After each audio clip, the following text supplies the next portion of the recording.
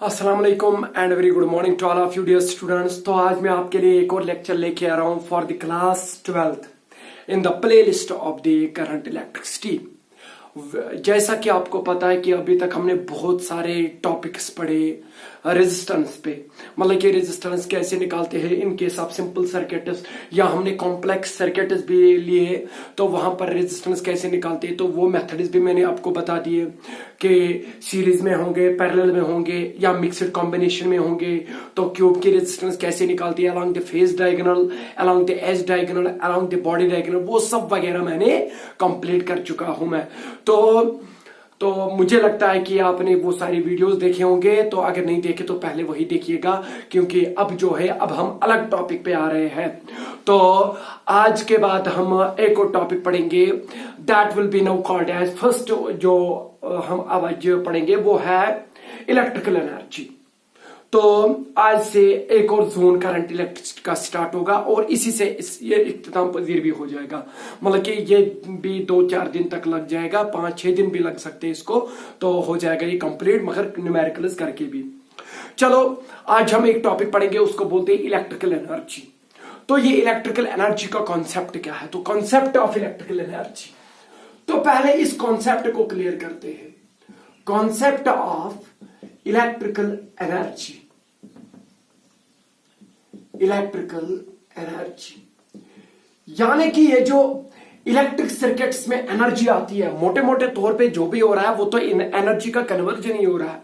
तो ये electrical energy जो है ये क्या चीज है, क्या होता है एक्चुअली सर्किट में, तो वो चीज हमने देखना है। तो आज हम उसी में बात करेंगे किसकी, तो इलेक्ट्रिकल एनर्जी की। तो इसको समझने के लिए मुझे यहां पर सर्किट बनाना पड़ेगा, मुझे यहां पर देखना पड़ेगा कि ये एनर्जी आती कहां से है, तो सर्किट बिल्कुल पक्का बनाना पड़ेगा। तो जो भी अभी तक आपने पढ़ा है वही यहां पर यूज में आ जाएगा। चलो मैं एक कंडक्टर लेता हूं, क्या लेता हूं मैं, एक कंडक्टर।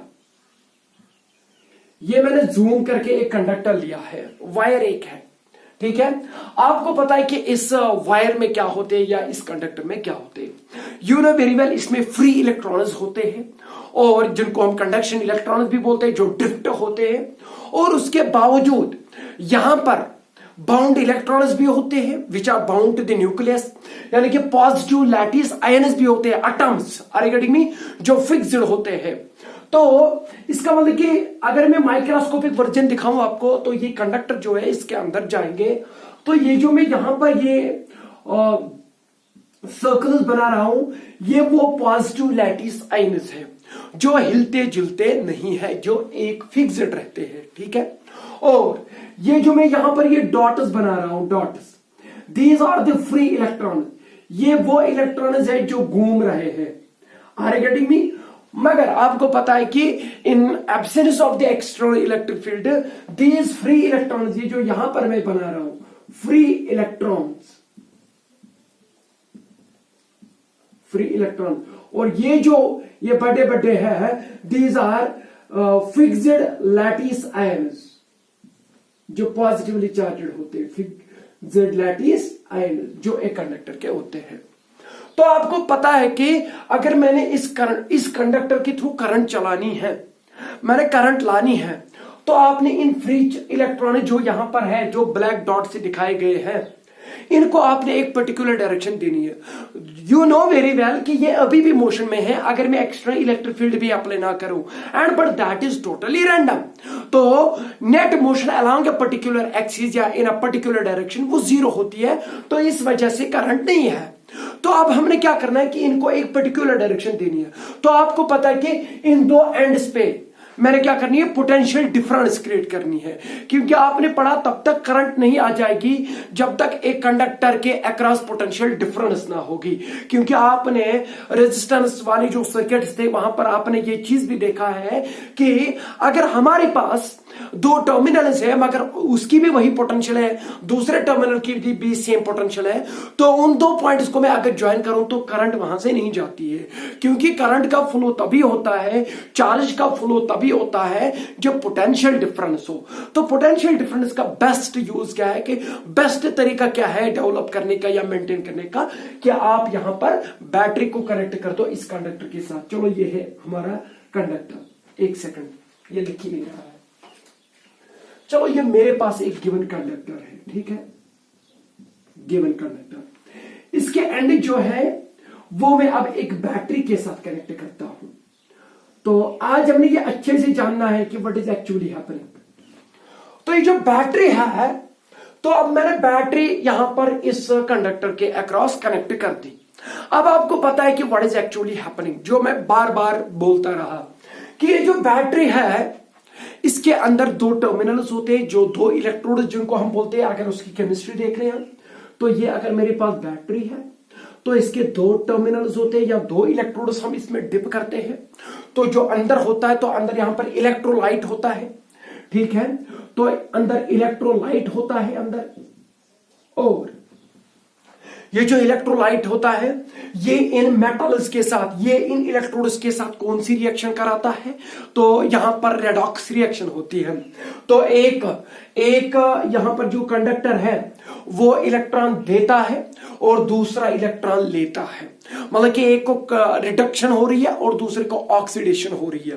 तो दैट इज वाई यहां पर ये जो बैटरी में क्या होता है, तो बैटरी में रिएक्शन होती है। और वो कौन सी रिएक्शन होती है, वो रेडॉक्स रिएक्शन होती है। मोटे मोटे तौर पे अंदर रेडॉक्स रिएक्शन हो रही है। जब अंदर रेडॉक्स रिएक्शन हो रही है तो उस रिएक्शन की वजह से एक टर्मिनल जो है वो पॉजिटिव रहता है क्योंकि उसने इलेक्ट्रॉन का दान दिया है, और दूसरा लेता है तो उसको इलेक्ट्रॉन का नेगेटिव चार्ज चढ़ेगा। तो एक पॉजिटिव बनता है, दूसरा नेगेटिव बनता है। Are you getting me? No doubt. वो आगे पढ़ेंगे कि यहां पर पोटेंशियल डिफरेंस डेवलप होगी तो उसको क्या बोलते हैं, उसको लेटर ऑन अब पढ़ेंगे, उसको ईएमएफ बोलते हैं। वो टर्मिनोलॉजी अलग है, इलेक्ट्रोमोटिव फोर्स वो अलग है। तो अभी आप ये चीज ध्यान दे दीजिए कि what is actually happening in the battery. तो यहां पर ये जो रिएक्शन हो रही है वो एक मेटल से इलेक्ट्रॉन लेके दूसरे को देती है, बिकॉज दीज टू, ये जो इलेक्ट्रोड्स यहां पर होते हैं दो डिफरेंट इलेक्ट्रोड्स होते हैं, सेम मेटल के नहीं होते हैं, क्योंकि यहां पर इनकी इलेक्ट्रोनेगेटिविटी डिफरेंट होनी चाहिए। एक लेस इलेक्ट्रोनेगेटिव होना चाहिए, दूसरा मोर इलेक्ट्रोनेगेटिव होना चाहिए। तो तब जाके एक से अगर इलेक्ट्रॉन निकलेगा तो दूसरे पे जाएगा। अब बात यह है कि ये जो अंदर ये जो सॉल्यूशन है, ये जो अंदर इलेक्ट्रोलाइट है, ये काम करता है। ये क्या करता है, काम करता है। यानी कि in physics this reaction is doing a work, this reaction is doing a work. तो कौन सी वर्क कर रहा है, ये इलेक्ट्रॉन को ट्रांसफर कर रहा है, ये इलेक्ट्रॉन को ट्रांसफर कर रहा है। क्योंकि जब खामुखा और नॉर्मली इलेक्ट्रॉन थोड़ी ना एक पॉइंट से दूसरे पॉइंट की ओर जाएगा, वो तभी जाएगा जब एक हायर पोटेंशियल पे दूसरा लोअर पोटेंशियल पे हो। मगर अब अगर ऐसी बात नहीं है कि ना हमारे पास हायर पोटेंशियल है ना हमारे पास लोअर पोटेंशियल है, तो आपने क्या करना है, आपने खुद एक हाथ से इलेक्ट्रॉन को पकड़ के लाना है इधर। Now you have to do some work, आपने खुद वर्क करनी पड़ेगी। तो मेरे बदले मैंने इस बैटरी के अंदर कौन रखा, इसके अंदर इलेक्ट्रोलाइट रखा, और वो क्या करता है, वो रिएक्शन करता है। वो वही करता है जो मैं इस इलेक्ट्रॉन को कान पकड़ के खींच रहा हूं, इधर आ, मैं वर्क करा रहा हूं, मैं उस इलेक्ट्रॉन पे वर्क करता हूं। तो मैंने अपने बदले रिएक्शन लगाई इधर। तो जो रिएक्शन हो रही है वो इलेक्ट्रॉन को एक पॉइंट से दूसरे पॉइंट ले जा रही है। तो इसका मतलब यह कि मोटे मोटे तौर पे क्या हो रहा है कि ये जो बैटरी होती है ये इलेक्ट्रॉन पे काम करती है, ये उसको एक एंड से दूसरे एंड तक ले जाती है। तो उस वजह से क्या होता है कि एक टर्मिनल पॉजिटिव बनेगा, दूसरा टर्मिनल नेगेटिव बनेगा। चलो इस पॉजिटिव टर्मिनल को फिलहाल एज फार एज दे जो बुजुर्ग है जिन्होंने इसका नाम दिया है, चलो उनका ही इज्जत करेंगे अभी भी। चलो जो पॉजिटिव है इसको बोलेंगे हायर पोटेंशियल, बोलेंगे नहीं है। Are you getting me? तो रियलिटी में कुछ अलग चीज होगा, पर हमने नाम दे दिया इसका हायर पोटेंशियल। तो ये यहां पर क्या बना, lower potential. Are you getting me? क्योंकि एक तरफ तो पॉजिटिव चार्ज है, दूसरी तरफ तो नेगेटिव चार्ज है। अभी तक नेट चार्ज इधर भी जीरो था, इधर भी जीरो था, अभी भी ओवरऑल नेट चार्ज जीरो है। मगर एक एंड से इलेक्ट्रॉन निकल के दूसरे तक पहुंचे, तो एक बना अब नेगेटिवली चार्जेड, दूसरा बना पॉजिटिवली चार्जेड। तो वही मैंने यहां पर बनाई। तो इसका मतलब कि जब मैं बैटरी को यहां पर रखता हूं तो बैटरी इस इलेक्ट्रोड से लेके इलेक्ट्रॉन यहां लेके आती है। तो इसका मतलब कि ये इलेक्ट्रोड जो है इसके साथ कनेक्टेड है। तो इसका मतलब कि चाहे आप ये समझे कि इलेक्ट्रॉन इस इलेक्ट्रोड से निकल के उस इलेक्ट्रोड तक पहुंचा, या आप ये बोले कि इस टर्मिनल से लेके उस टर्मिनल तक पहुंचा, क्योंकि this is one and the same thing, because this terminal is absolutely connected to this end and this terminal is connected to this end. Am I right और नॉट? तो इसका मतलब है कि हम क्या कर रहे हैं, हमने यहां पर पोटेंशियल डिफरेंस अब अप्लाई कर दी, सप्लाई कर दी। तो किसकी बदौलत से? क्योंकि हमने यहां बैटरी कनेक्ट कर दी। मगर बैटरी ने क्या करी? बैटरी ने काम करी। और इसका मतलब यह है कि आपने फिजिक्स में पढ़ा है, इससे पहले मैंने आपको पढ़ाया 11th में, वर्क किसे कहते हैं। मुझे पता है कि force dot displacement is the measurement of work, but work का मतलब ये नहीं है it is the measurement of work. Work को कैसे नापते हैं, वर्क को मेजर कैसे करते हैं, मगर मैं वो नहीं चाहता हूं आपसे। मैं चाहता हूं कि वर्क का कॉन्सेप्ट क्या है, वर्क किसे कहते हैं। वर्क को मैं मोटे मोटे तौर पे आपको जल्दी जल्दी बता दूं, रिवाइज कर दूं, जिन्होंने पढ़ा है और जिन्होंने नहीं पढ़ा तो वो याद रखें कि मैं मानता हूं कि ये जो वर्क होता है ये एक मोड होता है, ये एक तरीका होता है। तो किसका तरीका? Mode of transfer of energy. जैसा कि मैं आपको बता दूं कि पुराने जमाने में आपको पता है कि घोड़े की सवारी करते थे, यानी कि जो मोड ऑफ ट्रांसपोर्ट था वो हमारे पास घोड़े थे, या चलो मानते हैं कि उस टाइम बस वगैरह भी थी, बस वगैरह, बस दो ही चीजें, एक बस थी और दूसरा घोड़ा था। तो यही दो तरीके थे पुराने जमाने में ट्रांसफर होने का। मतलब कि अगर एक जगह से दूसरी जगह ट्रांसपोर्ट होना है आपने, तो या तो आप घोड़े पे चढ़ेंगे या तो आप बस में चढ़ेंगे, बस दो ही तरीके हैं। ये आप ऐसे मान लीजिए। तो ये मैं एग्जांपल के तौर पे आपको सिखा रहा हूं। जो गाड़ी है, जो बस है, वो खुद वो क्या करता है, वो बस क्या करती है एक्चुअली, वो बस एक्चुअली पैसेंजर को एक पॉइंट से लेके दूसरे पॉइंट तक ट्रांसफर करती है। तो उसके बदले अगर मैं घोड़े को लेके आऊं तो घोड़ा भी क्या करता है, घोड़ा भी पैसेंजर को एक पॉइंट से लेके दूसरे पॉइंट तक ट्रांसफर करता है। सर फिर क्या फर्क, फिर जो बस वही ये घोड़ा भी नहीं, काम तो ये एक ही कर रहे हैं, ट्रांसफर कर रहे हैं, बंदे को ट्रांसफर कर रहे हैं, ट्रांसपोर्टेशन दे रहे हैं। एक बंदे को एक पॉइंट से लेके दूसरे पॉइंट तक अगर जाना है, या तो आप गाड़ी लेके आओ, या तो आप बस लेके आओ, या तो आप घोड़ा लेके आओ। मगर मैं आपको एक बात बता दूं, दोनों में एक फर्क है। Do you know what is that? That is the mode, that is the तरीका। जो तरीका है वो डिफरेंट है कि उधर आपने सीट पे बैठना है, आर गेटिंग मी, और आप अपने और आपके बगल में एक और बैठ सकता है, मगर घोड़े पे आपके बगल में कोई नहीं बैठ सकता। तो इसका मतलब कि नो डाउट दोनों ट्रांसपोर्टेशन दे रहे हैं, मगर जिस तरीके से बस ट्रांसपोर्टेशन दे रही है उस तरीके से घोड़ा ट्रांसपोर्टेशन नहीं दे रही है। दैट इज वाई घोड़ी की ट्रांसपोर्टेशन अलग है और बस की ट्रांसपोर्टेशन अलग है। Are you getting me? क्योंकि तरीका डिफरेंट है। Are you getting me? तो इसका मतलब है कि सेम चीज मैं आपको यहां पर बता दूं, इसको सिमुलेट करके, फिजिक्स के साथ सिमुलेट करके, मैं बस को बोलता हूं वर्क और घोड़े को बोलता हूं हीट।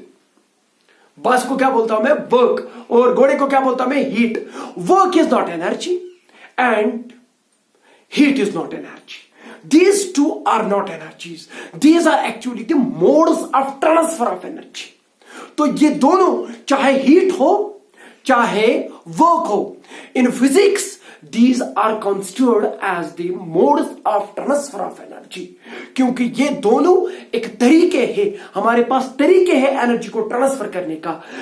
जब भी आपको आप फिजिक्स में कभी भी एनर्जी ट्रांसफर करनी होगी तो या तो आपने वर्क करनी पड़ेगी या तो आपने हीट देना पड़ेगा। हर घड़ी में तो थर्मोडायनामिक्स की बात होगी तो हीट देंगे, और मैकेनिक्स की बात होगी तो वर्क करेंगे। तो ये चीज याद रखिएगा।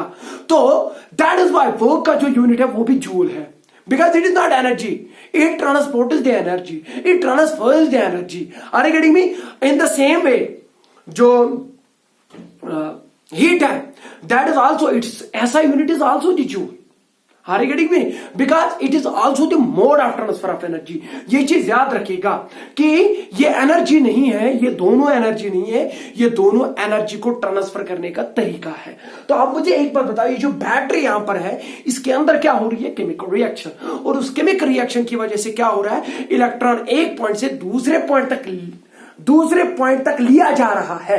तो इसका मतलब कि वो इलेक्ट्रॉन खुद नहीं जा रहा है, उस पर वर्क कराई जा रही है। जब उस पर वर्क कराई जा रही है तो उसको एनर्जी दी गई है। तो इसका मतलब है कि मैंने आपको बोला ना, work is nothing, it is the mode of transfer of energy. तो इसका मतलब है कि ये जो केमिकल रिएक्शन है, ये जो केमिकल रिएक्शन है, एक्चुअली इसका जो बेस है दैट इज केमिकल एनर्जी। यहां पर केमिकल एनर्जी है that gets converted into electrical energy. अब आपने वही एनर्जी किसको दे दी? इलेक्ट्रॉन को। एक पॉइंट से दूसरे पॉइंट तक जब ये अंदर केमिकल रिएक्शन हो रही थी तभी इलेक्ट्रॉन एक पॉइंट से दूसरे पॉइंट तक चला गया। तो law of conservation of energy यहां पर भी होल्ड हो रहा है। तो इसका मतलब कि अंदर आप केमिकल रिएक्शन करिए, उसकी वजह से आप वर्क कर रहे हैं, एक इलेक्ट्रॉन को एक पॉइंट से दूसरे पॉइंट तक ले जा रहे हैं। जब इलेक्ट्रॉन पे आपने वर्क करी तो इसका मतलब है कि इलेक्ट्रॉन को अगर आप एक बंदा मान लेंगे तो बंदे के पीछे बैग लगा हुआ है, जोला पीछे लगा हुआ है, तो बैटरी जो है वो उसका जोला भर देती है। तो इसका मतलब कि वो उसको एनर्जी देती है।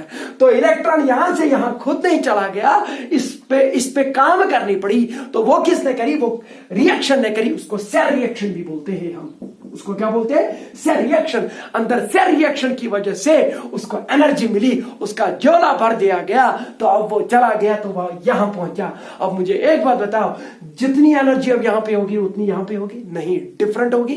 तो पोटेंशियल दो डिफरेंट पोटेंशियल्स होगी, तो पोटेंशियल डिफरेंस आ गई। क्योंकि मैंने आपको बोला है कि ये जो एनर्जी पोटेंशियल जो होती है, it indicates the word, it describes the word stored. ये स्टोर्ड वर्ड को डिस्क्राइब करती है। तो इसका मतलब कि स्टोर एनर्जी है। तो इसका मतलब कि इलेक्ट्रॉन को यहां पर एनर्जी है, स्टोर्ड एनर्जी है। अब वो क्या करेगा? वो घूमेगा, यहां से जाके इधर आएगा। तो इधर अगर रजिस्टर होगा तो उसको देगा, उसको अपना जो झोला भर के ले लिया उसने बैटरी से, वो उधर उसको देके फिर वापस आ जाएगा इधर, फिर से रिएक्शन हो जाएगी, फिर से झोला भर दिया जाएगा, फिर से सर्किट में चला जाएगा। तो यही है एक्चुअली ये जो आप इलेक्ट्रिकल सर्किट देखते हैं कि इसमें मोटे मोटे तौर पे क्या हो रहा है, इसमें कुछ नहीं हो रहा है, इसमें बस एनर्जी का कन्वर्जन हो रहा है, बस एनर्जी का ट्रांसपोर्टेशन हो रहा है यहां पर, बाकी कुछ नहीं हो रहा है। बाकी आप फजूल में मत जाइए, मतलब कि परेशान मत हो जाए कि व्हाट इज एक्चुअली हैपनिंग। कुछ नहीं हो रहा है, बस एक ही चीज हो रहा है, that is actually the law of conservation of energy hold हो रहा है, बाकी कुछ नहीं हो रहा है। तो आप एनर्जी को एक पॉइंट से दूसरे पॉइंट तक ले जा रहे हैं इन डिफरेंट मोड्स। तो that is why you are doing different types of, you are using different types of, आप इसका अलग अलग यूज कर सकते हैं। तो आपको पता है कि आप अभी यहां पर लाइट लगाएंगे तो वो ग्लो करेगा, तो उसका मतलब कि वहां से लाइट आई तो दैट इज एनर्जी। तो इसका मतलब वो कहां से आई? तो आपने यहीं से दे दी। तो यहां पर आप रेजिस्टर लगाएंगे तो रेजिस्टर हीट अप हो जाएगा। तो जब वो हीट अप हो जाएगा तो वो कैसे हीट अप हुआ? तो वो एनर्जी कहां से मिली उसको? तो झोला भर के जो लिया था इलेक्ट्रॉन बैटरी से, ये जो बैटरी या सेल जो यहां पर है वहां पर जो हो रहा था आरगड़ी में, तो ये चीज हो रहा है। तो आप मुझे एक बात बताओ, इस बैटरी ने क्या करी? इस बैटरी ने वर्क करी, इसने एनर्जी दे दी। किसको दे दी? इलेक्ट्रॉन को एनर्जी दे दी, या इसने इलेक्ट्रॉन को यहां से यहां ट्रांसफर किया। ये दो तरीके हैं, आप दोनों तरीके यूज कर सकते हैं। या ये बोली कि जो बैटरी होती है, देखो अब मैं क्या क्या बोलूंगा, एक ही बात होगी वो, मगर अलग अलग तरीके होंगे। मैं ये कहूंगा कि इस बैटरी ने क्या किया, इस बैटरी ने इलेक्ट्रॉन को एक पॉइंट से दूसरे पॉइंट तक ट्रांसफर किया, उस पर वर्क करी, वो खुद नहीं जा रहा था। तो एक बात तो ये है। दूसरी बात ये कि इसने इलेक्ट्रॉन को एनर्जी दी थी आरगड़ी में। या तीसरी बात ये है कि इसने इस सर्किट में पोटेंशियल डिफरेंस मेंटेन कर दी, कि ये जो बैटरी होती है ये एक पोटेंशियल डिफरेंस देती है सर्किट को। अरे देती है ना, कैसे देती है? इलेक्ट्रॉन को एनर्जी देके। तो उसको कौन देता है? तो अंदर रिएक्शन हो रही है, जब तक यहां रिएक्शन होगी तब तक इलेक्ट्रॉन का झोला भर दिया जाएगा और तब तक इलेक्ट्रिक सर्किट कंप्लीट होता जाएगा। अरे गड़ी में ये चीज मुझे याद रखिएगा। अब निकला यहां से इलेक्ट्रॉन, अरे ये है वो इलेक्ट्रॉन, चलो ये सारे इलेक्ट्रॉन है वो। तो अब आपको पता है कि इस बैटरी के अंदर क्या हुआ, इस बैटरी के अंदर वर्क हुई। तो वर्क किसने करी? वर्क केमिकल रिएक्शन ने करी, और वो वर्क किसको मिली? As in the form of energy किसको मिली? वो इलेक्ट्रॉन को मिली। अब मुझे एक बात बताओ, यहां पर ये जो इलेक्ट्रॉन्स है, मैं अब वही दिखा रहा हूं। ये चीज तो यहां तो आपने देखा कि व्हाट इज हैपनिंग हियर। तो ये जो इलेक्ट्रॉन्स है, अब आपको पता है कि यहां पर पोटेंशियल अलग है, यहां पर अलग है। यहां पर आप मान लीजिए हायर पोटेंशियल है, यहां पर लोअर पोटेंशियल है। तो अब मुझे एक बात बताओ, अब इन दो एंड्स के अक्रॉस पोटेंशियल डिफरेंस मेंटेन हुई? हाँ बिल्कुल हुई। तो किसने करी? बैटरी ने करी। आरगड़ी में बैटरी ने एनर्जी दी। अब देखेंगे वो एनर्जी कहां जाएगी। तो वो किसको मिली थी? वो इलेक्ट्रॉन को मिली थी। चलो वो है ये इलेक्ट्रॉन। फ्री इलेक्ट्रॉन ही तो है। तो फ्री इलेक्ट्रॉन क्या करेगा, आपको पता है कि ये रैंडमली मूव कर रहा था, तो अब इसको पता है कि मुझे इधर जाना है, क्योंकि इसकी एनर्जी यहां पर कम है, यहां ज्यादा है, तो इसकी इंटरनल टेंडेंसी ये होगी कि मेरी एनर्जी कम होनी चाहिए, तो इसलिए ये यहां से जाके इधर आ जाएगा वापस, क्योंकि यहां पर एनर्जी कम है, यहां ज्यादा मिल रही है। तो यहां पर जब पहुंच जाएगा तो वहां से बैटरी के अंदर जो केमिकल रिएक्शन हो रही है वो इसका कान खींच के इधर लेके आएगी। वो नहीं आना चाहता था, क्योंकि वो स्टेबल हुआ था, वो नहीं आना चाहता था, मगर अंदर इस बैटरी के अंदर केमिकल रिएक्शन हो रही है, वो इसका कान खींच के पकड़ के इधर लेके जा इधर, तो उसको एनर्जी देगी, फिर से आएगा बेचारा यहां एनर्जी देके डिसिपेट करके इधर फिर से आ जाएगा। तो इसका मतलब कि कुछ नहीं हो रहा है, बस ये जो एनर्जी यहां से मिली सेल रिएक्शन की वजह से जो एनर्जी मिली वही यहां पर अब चल रही है, उसी की वजह से वो एनर्जी किनको मिली, इन इलेक्ट्रॉन्स को। अब आपको पता है कि ये इलेक्ट्रॉन रैंडमली मूव कर रहे हैं, मगर अब ये रैंडमली मूव कर रहे हैं मगर ड्रिफ्ट भी हो रहे हैं। अभी तक रैंडमली मूव कर रहे थे जब बैटरी कनेक्ट नहीं करी, अब जब बैटरी भी कनेक्ट करी, ये एक तो रैंडमली मूव करेंगे because of the thermal kinetic energy, और दूसरा ये चीज है कि अब इनके पास एक और एनर्जी मिली जो बैटरी से मिली, तो अब ये क्या करेंगे, ये अब इधर से लेके इधर ड्रिफ्ट हो जाएंगे। आपको पता है ऐसे ही जाएंगे मगर इधर की तरफ, आर गेटिंग मी, तो ड्रिफ्ट हो जाएंगे। तो ज्यूरिंग देयर ट्रांजिट, जब ये एक पॉइंट से दूसरे पॉइंट की ओर आ रहे हैं, कौन, यही इलेक्ट्रॉन। मैं कंडक्टर की बात कर रहा हूं, मैं अभी रेजिस्टर की बात नहीं कर रहा हूं, मैं सिंपल कंडक्टर की बात कर रहा हूं कि कंडक्टर की रेजिस्टेंस आती कहां से, और एक्चुअली ये होता क्या है, रेजिस्टेंस में होता क्या है एक्चुअली। तो ये जो अब इलेक्ट्रॉन है ये इधर ड्रिफ्ट होगा कि नहीं हो, ये सारे ऐसे, ये भी इधर ड्रिफ्ट होगा, ये भी इधर की तरफ ड्रिफ्ट होगा, क्योंकि सबों को एनर्जी मिली, तो ये इधर की तरफ ड्रिफ्ट हो जाएंगे। Are you getting me? क्योंकि अगर आप दूसरा नजरिए से भी देख लेंगे कि अब इलेक्ट्रिक फील्ड सेटअप हो जाएगा, तो इलेक्ट्रिक फील्ड इस डायरेक्शन में होगा, तो ये इलेक्ट्रॉन्स का नेगेटिव चार्ज, तो ये इधर की तरफ इन पे फोर्स पड़ेगा, ये इस डायरेक्शन में एक्सेलरेट हो जाएंगे, तो इस डायरेक्शन में इनको ड्रिफ्ट वेलोसिटी मिलेगी, जो हमने पढ़ा है। तो वो एक नजरिया है। तो आज मैं दूसरा नजरिया देता हूं, एनर्जी का नजरिया।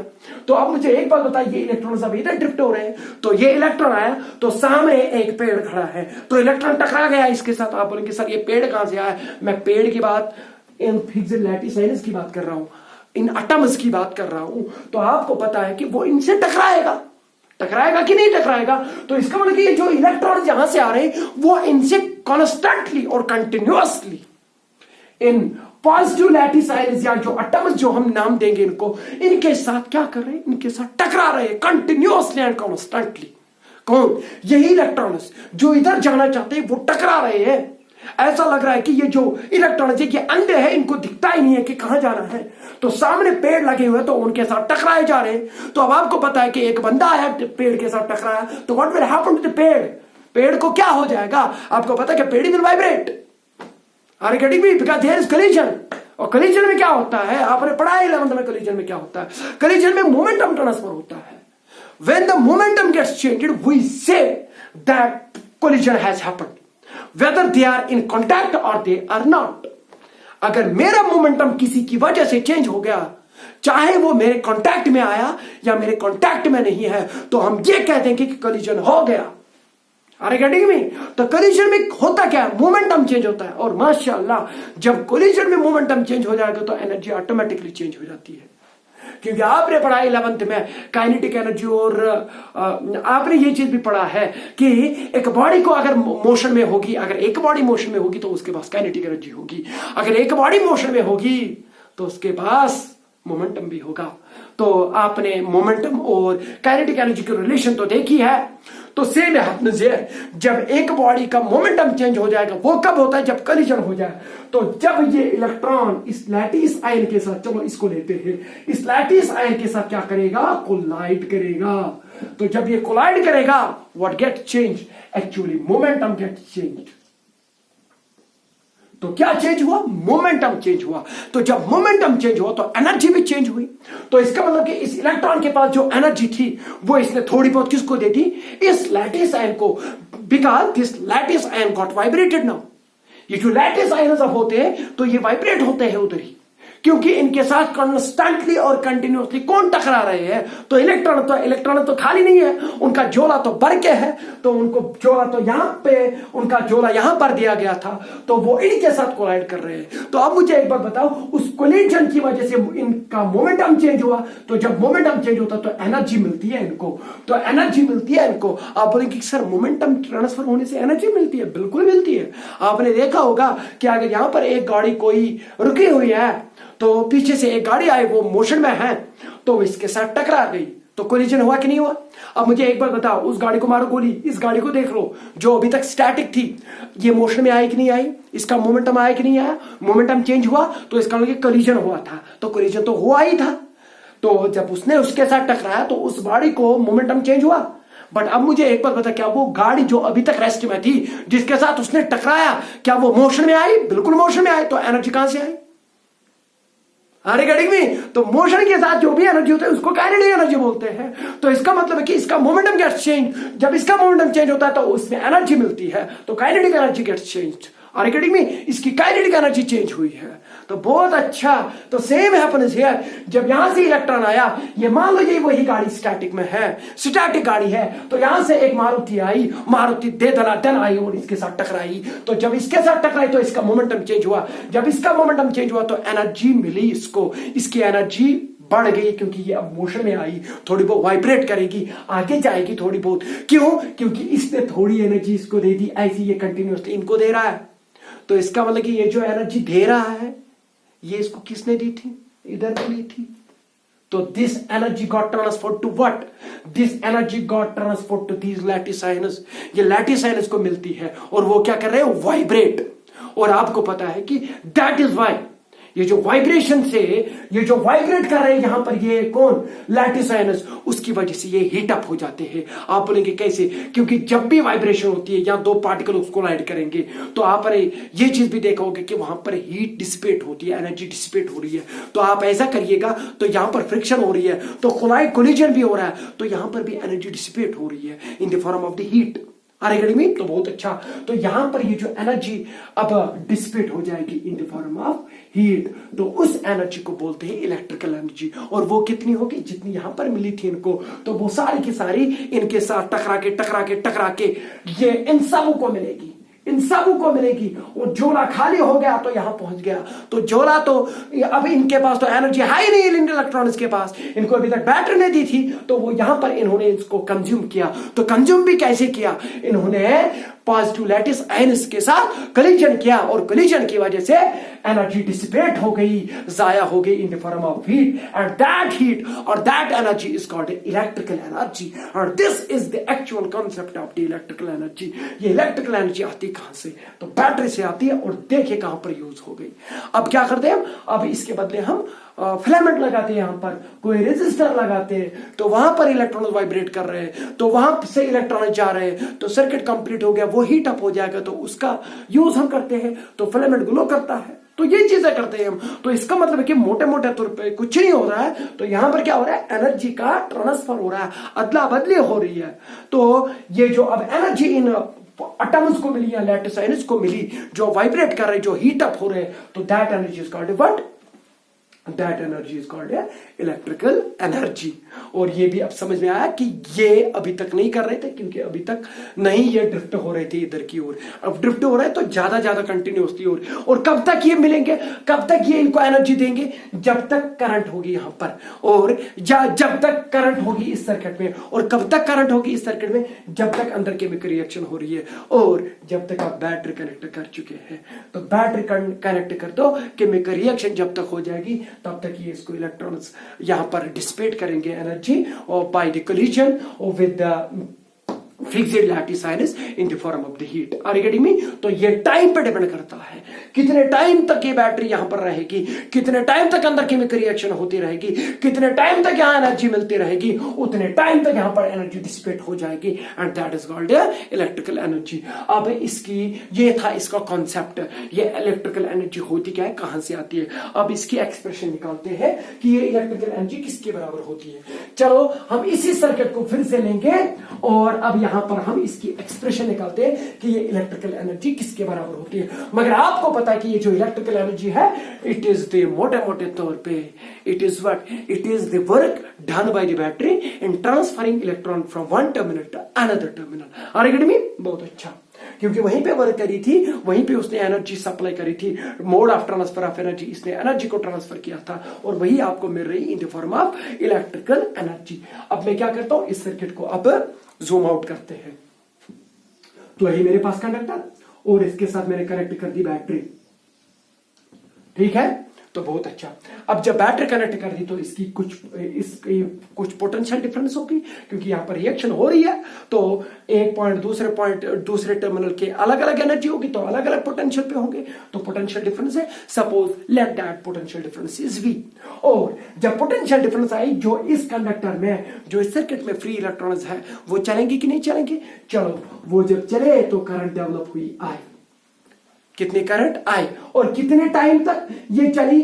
चलो मैं मानता हूं कि टी टाइम तक ये करंट चलती रही, और जब तक यहां पोटेंशियल डिफरेंस है। तो अब मुझे एक बात बताओ, यहां पर चलो ये जो चार्ज यहां से यहां ट्रांसफर हो रहा है या यहां से यहां ट्रांसफर हो रहा है, this is one and the same thing. आप ये बोले कि यहां से यहां चार्ज ट्रांसफर हो रहा है या यहां से यहां आ रहा है, तो this is one and the same thing, क्योंकि जितनी वर्क इस बैटरी को करनी पड़ेगी इस चार्ज को यहां से यहां ट्रांसफर करने का, तो फिर वो खुद यहां से यहां तक आ जाएगा खुद, क्योंकि वो एनर्जी इतनी डिसिपेट करके फिर यहां पहुंच जाएगा। Are you getting me? This is one and the same thing. अब मुझे एक बात बताओ, ये जो चार्ज जब ट्रांसफर हो रहा है तो उसकी वजह से करंट हो रही है, और ये बैटरी क्या करेगी? ये वर्क करेगी, और वर्क किसके बराबर होती है? इन द फॉर्म ऑफ पोटेंशियल। तो चलो, ये चार्ज कितना ट्रांसफर कर रही है? Q charge. ये बैटरी जो अंदर धक्का दे रही है, चार्ज को एनर्जी दे रही है, तो चलो वो चार्ज Q है। तो इस बैटरी ने वर्क कितनी करी? आपको पता है कि ये जो बैटरी वर्क करेगी वो होगी चार्ज इंटू पोटेंशियल। पोटेंशियल कितनी है? V है। तो V पोटेंशियल पे चलो Q चार्ज ट्रांसफर हो गया, क्योंकि आपने ये इलेक्ट्रोस्टैटिक्स में पढ़ा है, work done per unit charge is called potential difference. Are you getting me? तो same happens here, when there is potential difference V and the charge transferred is Q and the potential difference V, then the work is equal to W is equal to V Q. ये तो आपने electrostatics में पढ़ा है। तो ये work किसने करी? ये वर्क बैटरी ने करी। Are you getting me? और यही वर्क जो केमिकल एनर्जी में कन्वर्ट होगी और जो आपको लेटर ऑन क्या देगी? Electrical energy. तो इसका मतलब क्या, हमने इसी वर्क को निकालना है। तो आप मुझे बताओ, W is equal to V, but आपको बताया कि करंट कितनी हुई थी? तो करंट इसमें आई थी कितने टाइम पे? T टाइम पे। तो इसका मतलब कि ये जो आई होगा यहां पर, वो होगा Q डिवाइड बाई T। इतना चार्ज इतने टाइम पे चला है, तो आई के बदले क्या लिखेंगे? Q by T। तो अगर कहीं पे Q होगा उधर लिखेंगे IT। M I right? तो यहां पर Q है तो यहां पर लिखिए IT। सही बात। सो इतनी वर्क डन करी किस? बैटरी ने। यहां इतना जोला भर दिया गया इलेक्ट्रॉन का, तो कितना जोला भर दिया गया? VIT। ठीक है, तो W इज इक्वल टू, चलो यहां पर ये जो V है, चलो यहां पर मैं ओम्स लॉ सेटिस्फाई करता हूं। चलो इस कंडक्टर की रेजिस्टेंस सपोज मानते हैं R है, इस कंडक्टर की रेजिस्टेंस कितनी है? R। तो ओम्स लॉ अप्लाई करिएगा तो वो बनेगा V is equal to IR। सही बात। तो जहां आपका V होगा वहां पर आप I इंटू R लिखेंगे, क्योंकि आपने इस कंडक्टर की रेजिस्टेंस भी अब कंसिडर करी, कितनी है? R। तो V के बदले क्या लिखेंगे? IR, और यहां पर क्या है? IT। तो इसको थोड़ा इवाल्युएट करिए, तो वर्क जो मिलेगी वो मिलेगी I स्क्वायर RT। तो ये वर्क करी बैटरी ने, और work is what? Mode of transfer of energy. तो इतनी एनर्जी मिली इलेक्ट्रॉन को, and that energy is called electrical energy. तो इलेक्ट्रिकल एनर्जी की जो रिलेशन होगी अब, वो होगी I स्क्वायर RT।